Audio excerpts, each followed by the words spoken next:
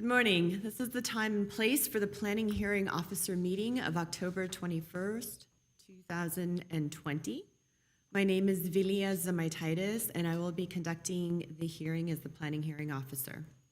We have one case involving two discretionary permits applications today, and relevant exhibits will be shown on the video during the staff presentation. The hearing will proceed as follows. I will read the project description provided by the applicant. I will then read the reports received from other city departments and other letters and communications from interested parties. The case planner will make a brief overview of the case, give analysis, and make a recommendation. The applicant will then be asked to provide his or her presentation by phone. Others in support of or in opposition to the application and interested parties will then be allowed 3 minutes to speak, again, by calling in the information line located on the upper part of the screen at 818-937-8100. And lastly, the applicant will be given the opportunity to make closing arguments if desired. The hearing will then be closed and the case taken under submission. In light of the COVID-19 pandemic, the public hearing officer hearing is being conducted virtually with no members of the public present, but we encourage the public to call in again at area code 818-937-8100 to provide testimony during the case. If the evidence presented in the application and at the hearing meet the required findings in the municipal code, the project can be approved or approved with conditions. If the findings of fact are not evident, then the request will be denied. After the hearing, the decision will be prepared in writing and will be in the form of a letter sent to the applicant and to all persons who have responded to the public notice, either by speaking during the hearing or by submitting written comments and responses, having provided their name and address. Again, the date of the decision will be the date appearing on the letter. Under the appeals provision of the municipal code, the decision may be appealed to the Planning Commission within 15 days of the decision date. Anyone wishing to appeal may obtain forms and brochures on the procedures available online or by contacting the Planning Division at area code 818-548-2140. Notification of this hearing was accomplished by the use of public notices which were mailed to all property owners and occupants within a 500-foot mailing radius of the subject property. The site was physically posted and a public notice was published in the local newspaper. I would also like to inform everyone that the official proceedings of the Planning Hearing Officer's hearing are being recorded on video as part of the public record. Today's case, the project is located at 345 North Cedar Avenue. There is a conditional use permit, case number PCUP 2009-899, and an administrative exception, case number PAE 2009-898. The applicant is requesting a conditional use permit and an administrative exception permit to allow a one-story, 609 square foot addition to an existing 2,428 square foot private preschool. Also to allow the continued operation of the expanded private preschool with increased capacity of 15 students for a total of 45 students on site, and to allow a 14% deviation from required parking spaces. 6 spaces are provided on site, 7 spaces are required. And this is in conjunction with the expanded private preschool located in the R1650 medium high density residential zone. Environmental determination. This project is exempt from environmental review as a Class 1 existing structure per section 15301E1 of the state CEQA California Environmental Qualities Act guidelines, because the discretionary permit requests are to allow the addition of an indoor classroom area to an existing private school and to continue the operations of an existing private school without providing the additional required parking spaces for the addition. In going over the submitted comments from the other departments, the building and safety conditions were standard in terms of requiring that all necessary permits be obtained, that the state accessibility standards be met, and that the project comply also with the refuse and recycling storage room requirement. There were no comments from the Neighborhood Services Code Enforcement Division. The police department also had no comments. Traffic and Transportation had concerns with regards to storage of trash bins and construction equipment and construction materials during the addition construction. So, and that a street use permit be obtained from the Public Works Department. Fire engineering actually had the most substantive comments, and these included that a fire permit for the operation of the daycare preschool be updated, that an updated daycare center license with the Department of Social Services be updated with a fire sprinkler inspection, that the existing fire sprinkler system be extended into the new addition under the permit issued by the fire department, and that the existing fire alarm and smoke and carbon monoxide detection system be extended into the new addition as necessary under the permit issued by the fire department. There are no other comments from other city departments. At this point, I would like to turn the hearing over to our case planner, Ms. Minji Ham, to give the staff presentation. Thank you, Ms. Samatitis. My name is Minji Ham, and I'm the case planner for this project. There are two applications under consideration: a conditional use permit to allow a one-story 609 square foot addition, which results from 292 square foot outdoor area conversion, and a 317 square foot addition to the existing private preschool building, and to allow the continued operation of the expanded school. And the second permit is the administrative exception permit to allow a 14% deviation from the required parking spaces. 6 spaces provided, 7 are required, in conjunction with the expanded private school. The project is an approximately 9,094 square foot irregularly shaped lot located at the southwestern corner of Lexington Drive and North Cedar Street. The existing private school is a 2,428 square foot 2-story building, and it is located in the residential neighborhood. The private school currently has a detached 4-car garage and an attached carport. Vehicular access is provided from the driveway off of Lexington Drive. The existing private school is a 2-story, 2,428 square foot building with the attached 292 square foot covered outdoor play area and associated parking facilities. The applicant seeks to expand the school by converting the existing covered outdoor play area into a classroom and constructing a 1-story classroom addition. This is the proposed site plan. You will see the combined new floor area of 609 square foot, which results from the outdoor area conversion and the addition. The proposed improvement will enhance the existing facility with an additional 609 square foot of floor area that will be used as a classroom, a bathroom, and closet, which will help with the increased capacity of 15 additional students for a total of 45. Currently, the existing covered outdoor play area has a non-conforming 2-foot interior setback from the southern property line.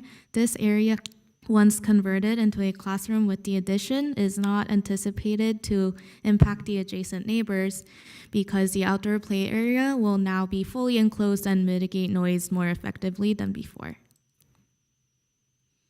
Because the conversion and addition utilizes an area that is already part of the existing building footprint, the overall look and feel of the existing preschool building will remain same, as you can see on these proposed elevations and the existing photos. However, due to the size of the overall floor area addition, the design, mass, and scale of the project will require a separate design review and approval. In regards to parking and the administrative exemption permit, the zoning code requires that 3 parking spaces for every 1,000 square feet for a private school use. Given the proposed floor area addition is 609 square feet, an additional 2 parking spaces are required. A total of 5 existing parking spaces, so 4 parking spaces within the existing 4-car garage and 1 ADA space under the existing carport for a total of 5, are currently provided on site to service the private school use. Here you will see the existing carport and the garage on your left. The applicant proposes to modify the existing carport with the 1 space to accommodate 1 additional parking space for a total of 2, as well as bringing the parking lot landscaping up to code. This modification will result in a total of 6 parking spaces, resulting from 4 parking spaces within the existing 4-car garage and 2 parking spaces underneath the existing carport for the private school use. Since the project lacks 1 parking space as proposed, the applicant is requesting a 14% deviation or 1 space from the required 7 parking spaces. One thing to note is that the final site plan will have minor modifications to the carport configuration and the location of the trash and recycling storage location in order to meet the conditions of approval from the Building and Safety Division. However, the proposed floor area of 609 square feet will remain unimpacted from those modifications that will have to be made prior to submittal. Staff was able to make all required findings of fact for both the conditional use permit and also the administrative exception permit applications based on the history of the establishment and the information provided by the applicant, Mr. Shapak, and owner, Mr. Miranyan. Therefore, staff recommends approval of the conditional use permit and administrative exception permit with the attached conditions of approval. That concludes staff's report. If you have any questions, I'm happy to answer them. Thank you, Ms. Ham.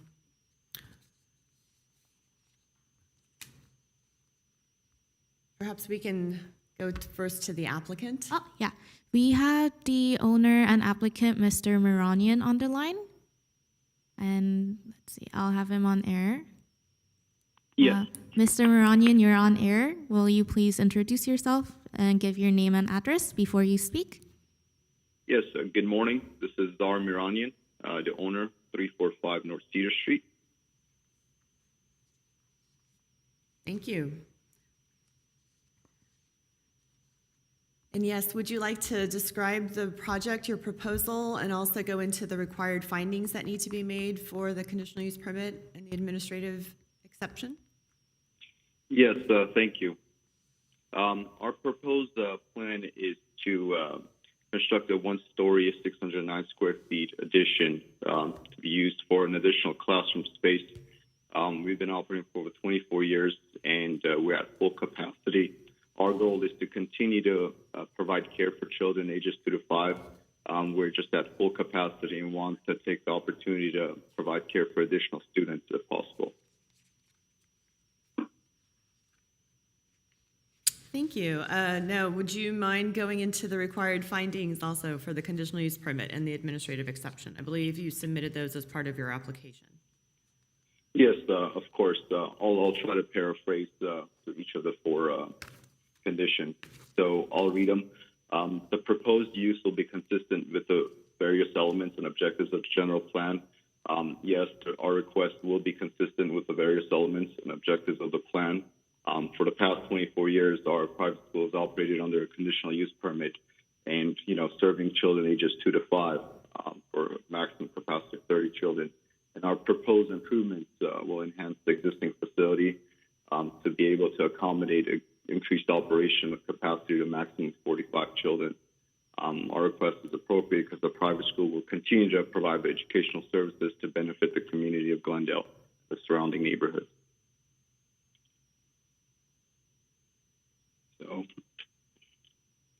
For the second questions or findings, it's that the use and its associated structures and facilities will not be detrimental to the public health or safety, the general welfare, or the environment. Yes, and the continued operation and expansion of our private school will not be detrimental to the public health or safety or the general welfare or the environment. Our school has not generated any negative impacts to the surrounding communities for over 24 years it's been in business. We are conveniently located within a multi-family neighborhood, which provides the convenience to residents in the neighborhoods and really to others in that general area. So we don't have any concerns from our neighbors or the community in the past. For the third finding, it asks that the use of facilities will not adversely affect adjacent uses or impede the normal development of the surrounding property. The use and facilities will not adversely affect or conflict with the adjacent uses or impede the normal development surrounding the property. Our proposed project and expansion is not expected to adversely conflict with adjacent uses. Our vicinity is a subject property developed within a residential use and a handful of commercial uses. And there's no known daycare centers or libraries within a quarter mile. We're actually one of 4 or 5 only Montessori schools in the Glendale community, so we feel like we're a benefit to the community, and it'll continue to benefit and fit well within the context of the neighborhood. Really, to manage the noise, we have an existing concrete wall in the southern portion of the property, which will be, remain as is, and which will help continue to mitigate noise.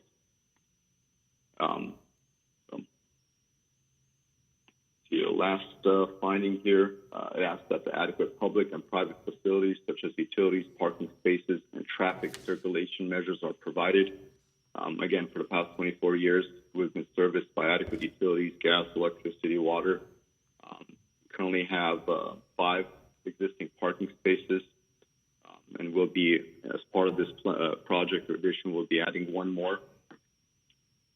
We have designated drop-off and pickup zones, 3 parking spots right in front of our property on Cedar Street. This is one where, parents are widely used for the drop-off and pickup. Again, we are requesting an administrative exemption because by code, it asks for 7 parking spaces. We're just asking for a 14% deviation of 1 less parking spot. Really, the modification, so total will result in 6 parking spots. Again, this is a minor deviation from what it's asking, and there's minor impact from a congestion or drop-off and pickup. Thank you. Let me know if I can answer any more questions. Yes, thank you. Just a few questions, actually. And just to start off also, I know that Laura Kopczynski was the longtime property owner and operator of the Montessori school. So did you recently purchase the property, or have you been?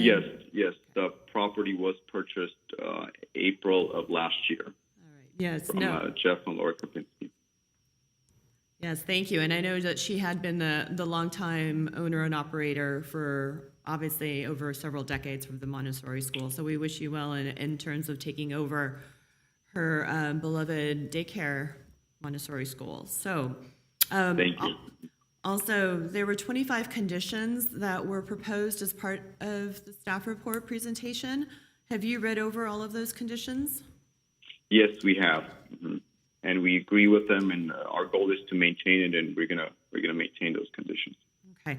Now, several of them came from the fire department in regards to sprinkler systems and whatnot access. So you're aware of what needs to be done in terms of the actual construction and permitting, both with the Department of Social Services. We're going to be abiding by all those conditions and incorporate it into our project. Okay, great. And then also in terms of the building and safety division, there was an issue with the van accessible space, and it looks like there might need to be some modifications to the parking lot layout as currently proposed in order to comply with the code requirements in terms of the handicap accessibility and also in terms of the refuse and trash collection area. So you are aware of those, I believe. Ms. Ham discussed that? Yes. Yes, Minjian has mentioned that to us, and we'll be working to modify the drawings to make sure we're code compliant. Okay. Last but not least, these would be the conditions that deal with the hours of operation and outdoor activity.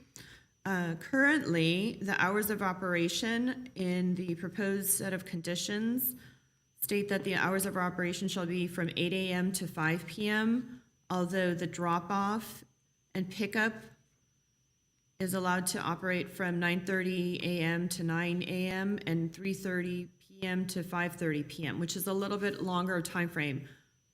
Now, the hours of operation, I believe, were suggested by you in your application from 8 to 5. Would you like to extend those hours to match the drop-off and pickup hours? Or, Yes. Mm-hmm. okay, so we'll go ahead That and would be great. we'll make those consistent with the identified hours of pickup and drop-off. Thank you. Perfect. Also, in terms of the outdoor activity, there's a condition, condition number 18, that states that children refrain from any outdoor activity before 9 a.m. I know that that was also the same condition that was in the previous CUP, in the 2011 CUP. So this is a holdover. Given that the outdoor activity is somewhat muffled by the proposed new addition, it's sort of kept away from the residential uses. Would you like to possibly extend those hours and start earlier in the morning for outdoor activity? Sure. Yes.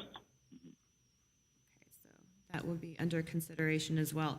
And last but not least, you are aware that the corner sight distance needs to be maintained for traffic on Cedar and Lexington. So just in case there are any landscaping or any other type of uses, we just want to make sure that especially in light of the fact that you have children that are being dropped off for daycare, we want it safe for everyone involved. So with that, Of course. that said, do you have any comments, any additional comments, or any questions, both for staff or myself? No, we just appreciate your time taken to review our proposal and our request. Okay, thank you. And just to confirm, we have received no emails and no telephone calls during the public hearing. No, we didn't we didn't receive any phone calls or emails regarding the project. Okay. So with that said, I'm going to take the case under submission. I will make some minor modifications as we noted during the presentation in regards to the conditions of approval, and the decision letters will be issued this week. So you do have 15 days, anyone who would like to wish to appeal. So with that said, the public hearing officer hearing of October 21st is now closed. Thank you very much.